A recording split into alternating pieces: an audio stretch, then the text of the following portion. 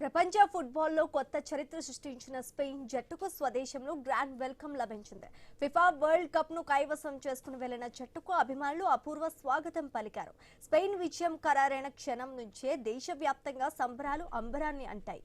Madrid వీధుల్లో వేలాది మంది అభిమానులు జాతీయ జెండాలతో విజయోత్సవాల్లో పాల్గొన్నారు.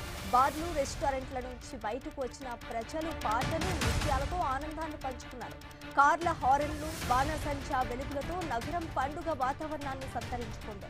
ప్రత్యేక విమానంలో మాడ్రిడ్ చేరుకున్న ఛాంపియన్ జట్టుకు అభిమానులు ఘన స్వాగతం పలికారు. కెప్టెన్ వరల్డ్ కప్ ట్రోఫీతో విమానం నుంచి బయటకు రాగానే విమానాశ్రయం కేరింతలతో మారుమోగిపోయింది. ఆటగాళ్లు అభిమానులకు అభివాదం చేస్తూ విజయోత్సవాన్ని పంచుకున్నారు.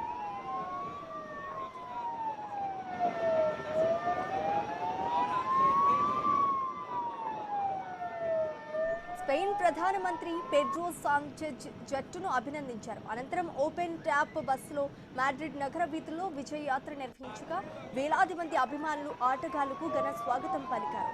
సెలబ్రేట్ స్క్వేర్స్ లో జరిగిన ప్రత్యేక కార్యక్రమంలో జట్టును సన్మానించారు. ఈసారి ఫిఫా వరల్డ్ కప్ 3 దేశాల్లో 6 వారాల పాటు 104 మ్యాచ్లతో ప్రపంచవ్యాప్తంగా ఫుట్బాల్ అభిమానులను అలరించింది. ఉత్కంఠభరిత పోటీలు, అనూహ్య ఫలితాలు, అద్భుత గోల్స్తో టోర్నీ ఆద్యంతం ఆసక్తికరంగా సాగింది.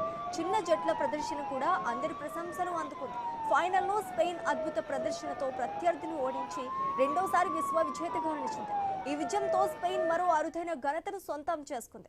మహిళల, పురుషుల ఫిఫా వరల్డ్ కప్లను ఒకే సమయంలో కలిగి ఉన్న తొలి యూరోపియన్ దేశంగా చరిత్ర సృష్టించింది.